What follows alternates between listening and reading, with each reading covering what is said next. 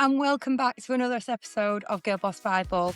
I'm Katie, and this is the space for honest conversations about navigating life, goals, confidence, adulthood, and it's helping you all when you don't have the answers yet, just like I never used to and still don't. But today we're talking about a topic that's been quite highly requested, and it's about promotions and pay rises.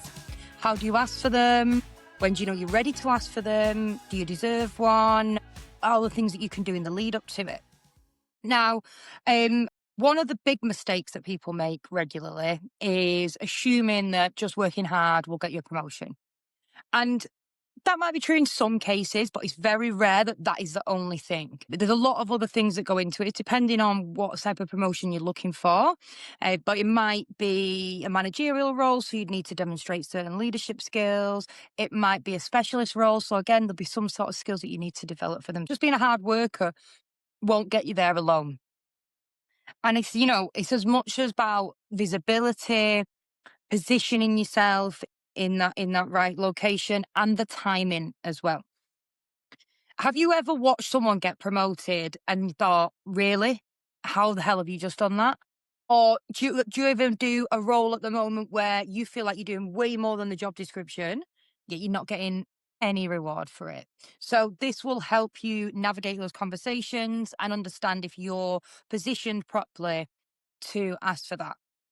Now, like I said, there's three things really. So it's your visibility, your positioning, and your timing. Visibility, I have covered that and in quite a lot of depth in a previous podcast. So I think it's a podcast that I did a few weeks ago, which was like how to progress in the workplace, how to become a top performer. Within that has a lot of details of how to become visible across the business, including building out a network, getting noticed by leadership, and also just, being someone that people come to within the business and just being sort of that a go-to person.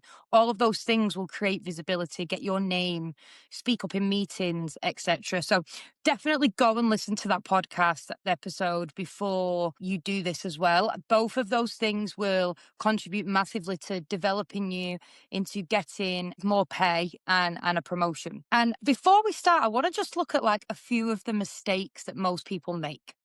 So one of the biggest mistakes that people do at work is waiting to be noticed. And what do I mean by waiting to be noticed? You obviously are doing really well at your job. You're hitting your targets, say, you're achieving the things that you've been set out to. You're hitting all your deadlines. You're a really good worker. You're accurate, blah, blah, blah. So a lot of people might just wait around now and it comes up to appraisal time or your performance review and you're hoping that your manager will offer you a promotion. That doesn't always happen. And there's a few reasons for that. One, for example, if you're doing a really good job at your job and you're not showing any other signs of anything else, they're going to want to keep you in that job. We'll go into different businesses in a bit, but certain businesses, depending on the size, will just be happy that they've got a good little worker in that role and they might not want to move you.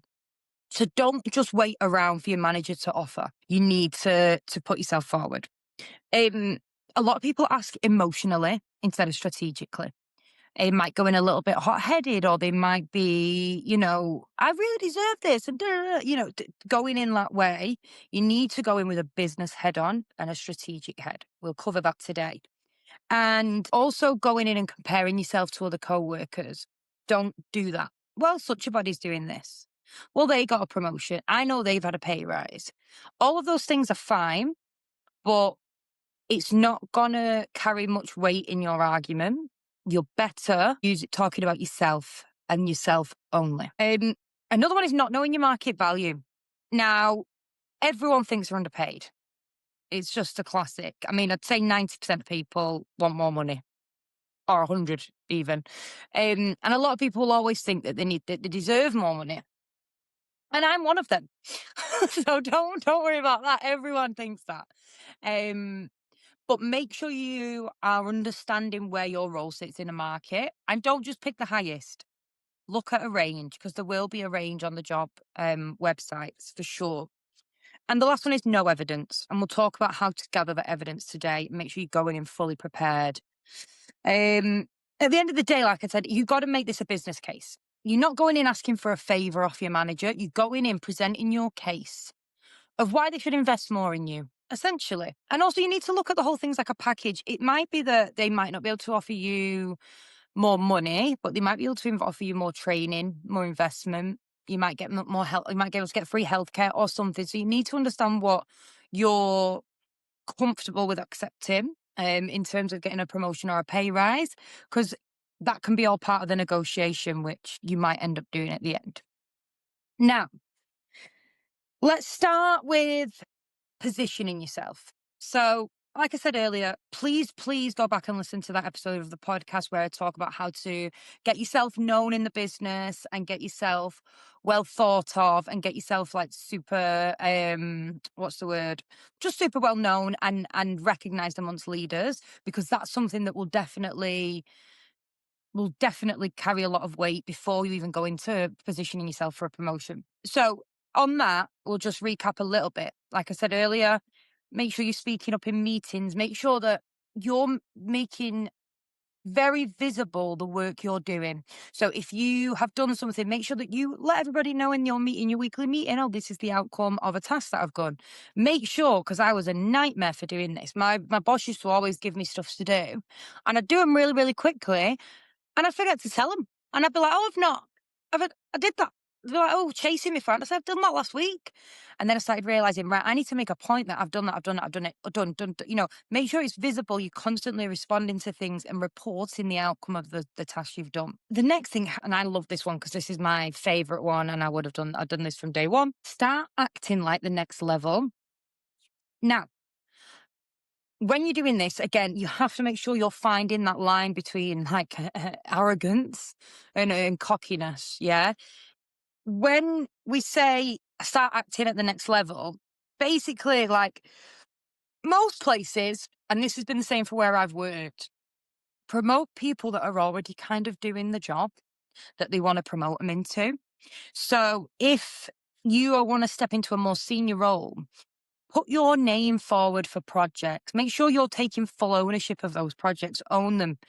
If you're bringing new team members on board, make sure you're mentoring them, putting your arm up to train them. Those sort of things are that next level up of any role. And if you become like a mentor of someone who is going to be training people or be a mentor, someone that everybody comes to and asks questions, you're like a bit of an oracle in your field, and that is what you're already sort of essentially doing the job of being a leader, if that's where you want to go, or if you're becoming a more senior role. You're already doing that role because you specialize in yourself a bit more. You're putting your hand up for these projects. You're taking full ownership of your work. You're not needing to rely on people. You're figuring it out yourself, independent. And those are the types of things that make sure that you're in the right position for the next step up. And build internal relationships. So I've spoke about this loads of times. Your network is king.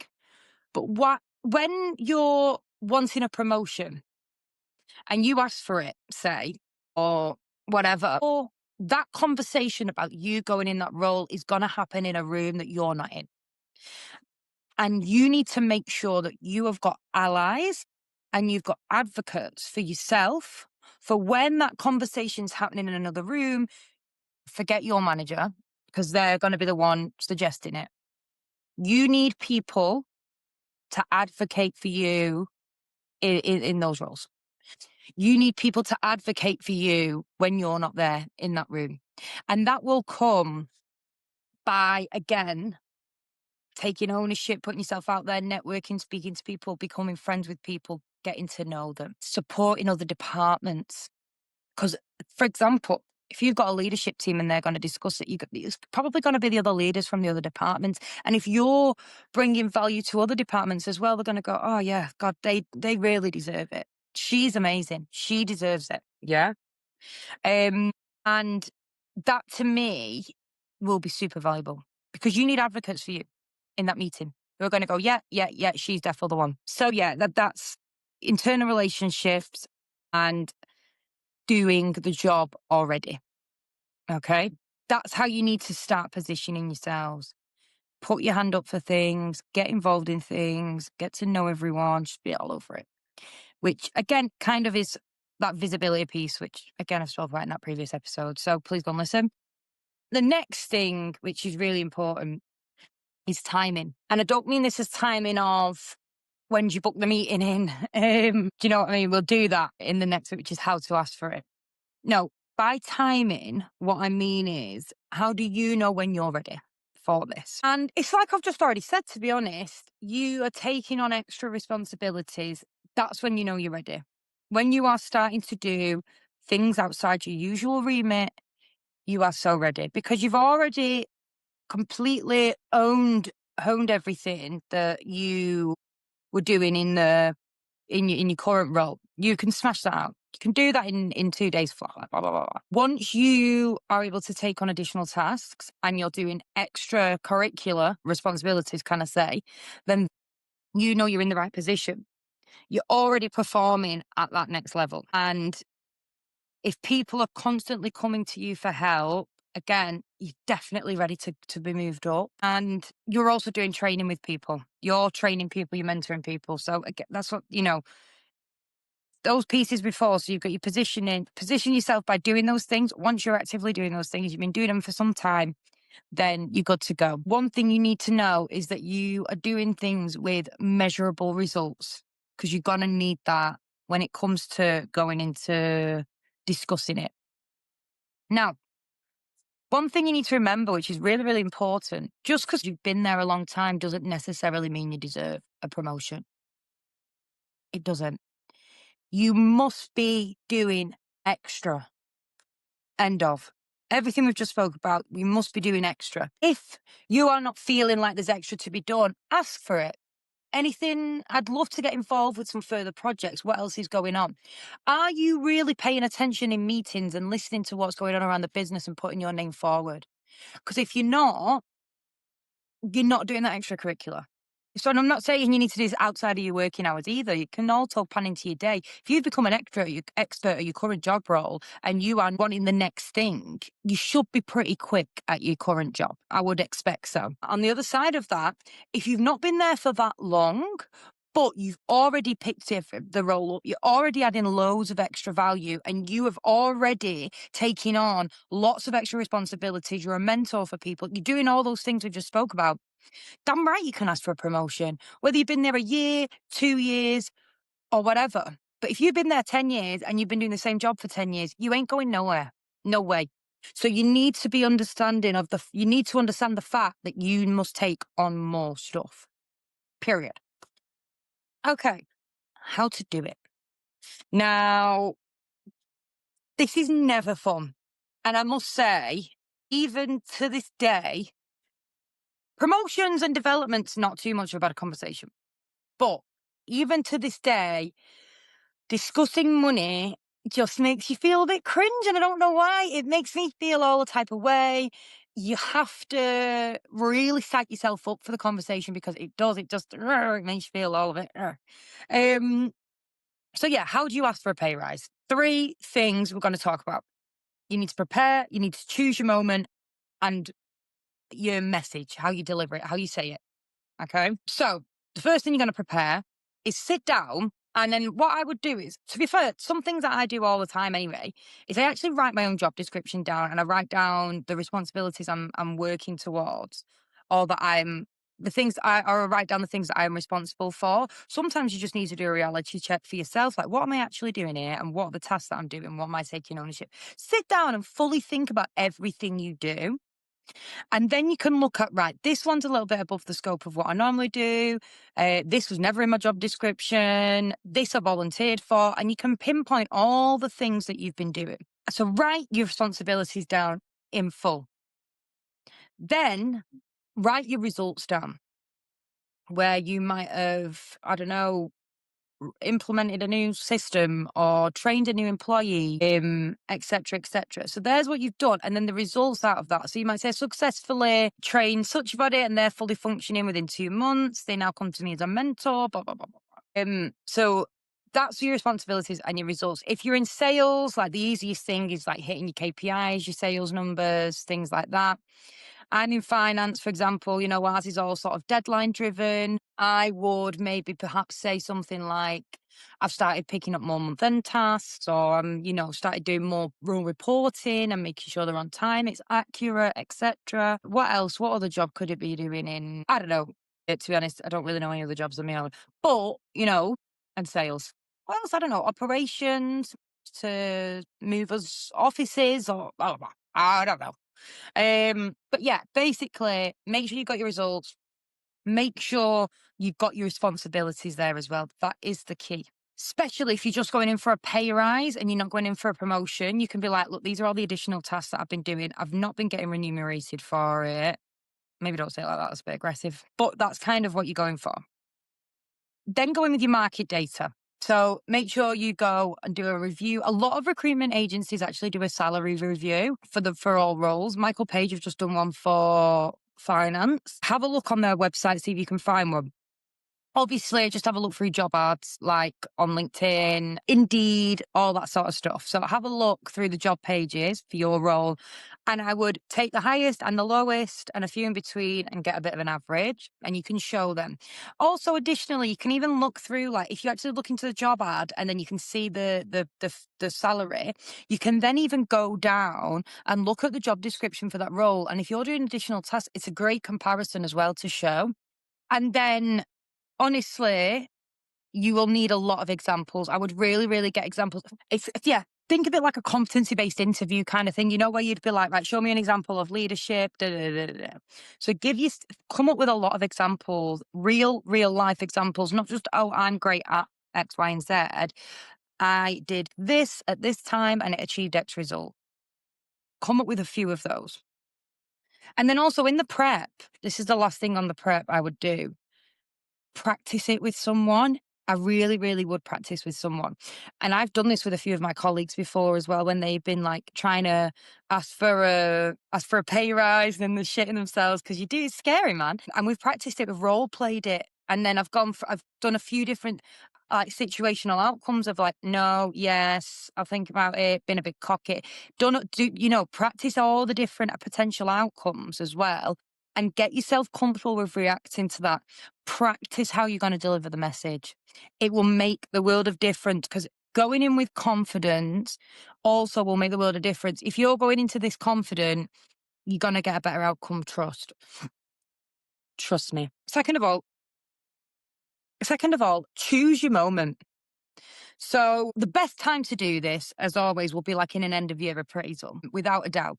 Because you can talk about the achievements throughout the year, you can list all your responsibilities, your results, you can talk about your performance, you can hopefully talk about your development. It gives you that perfect platform. That's the easiest time to do it.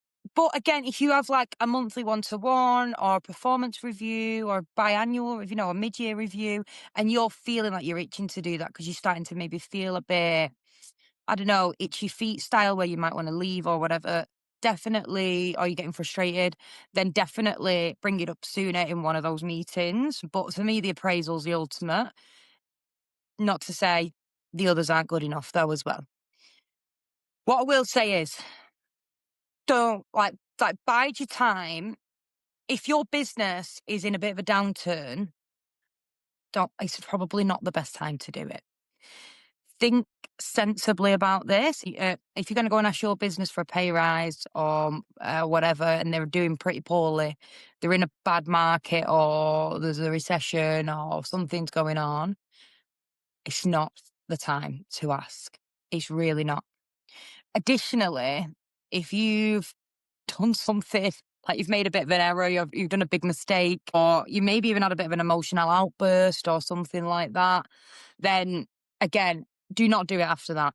Give it like some time for people to forget what you've just done, and wait for you to do something good and then approach the situation.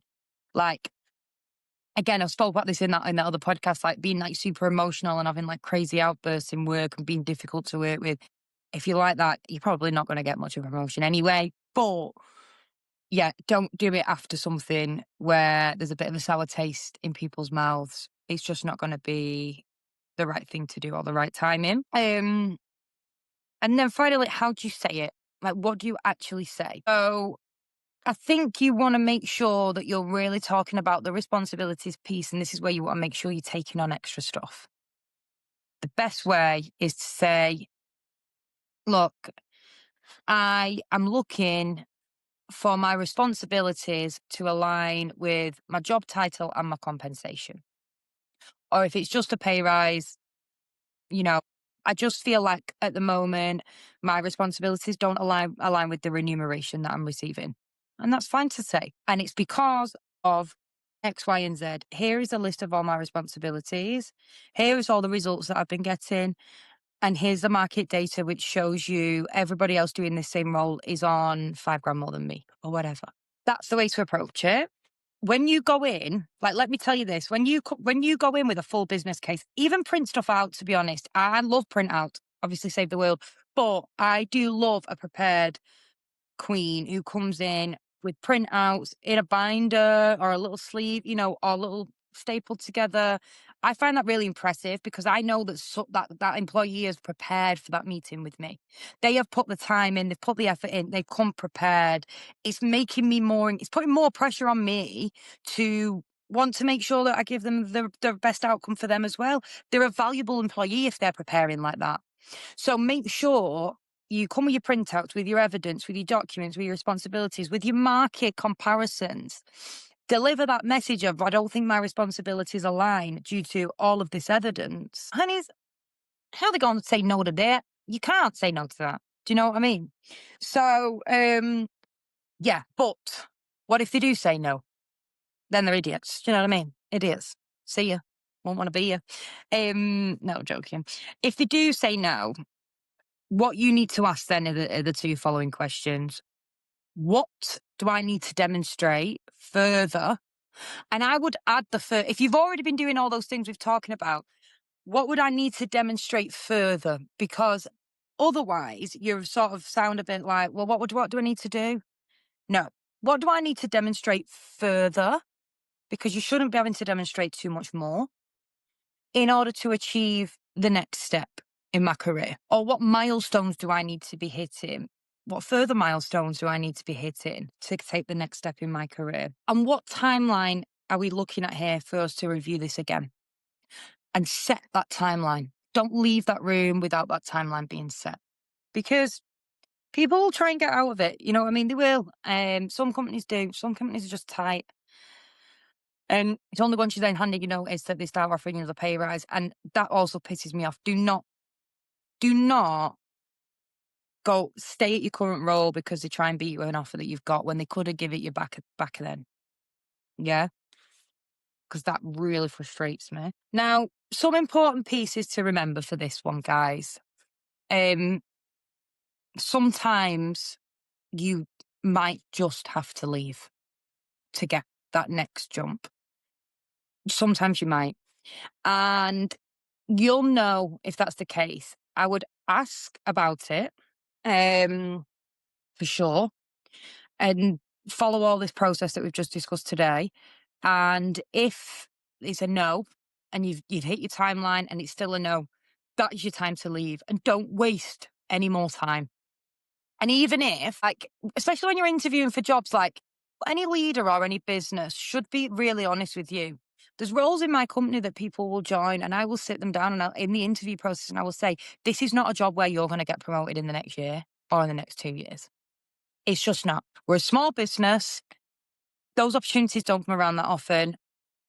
I'm blunt with them. And that is how your management should be. And if they're not, then they're also they're not great people to be doing that, to be honest. You don't want to work with them anyway. And if they are, that's up to you. If you want to wait around. But let me tell you, sometimes loyalty doesn't always equal reward. Loyalty to a business for years and years and years and years, it doesn't always equal reward. It does. And I've seen it, and I've experienced it myself. I've been super loyal to my business and they've really paid me back in dividends. You know what I mean? So it does happen, but I've also seen it where it doesn't happen.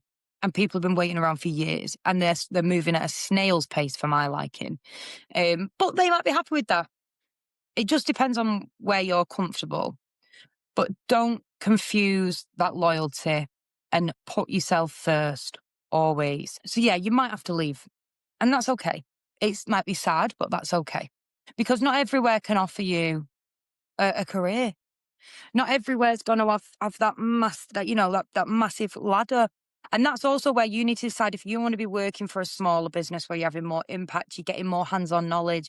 Are you comfortable not getting that job title year on year, but you are comfortable getting all different experiences and responsibilities?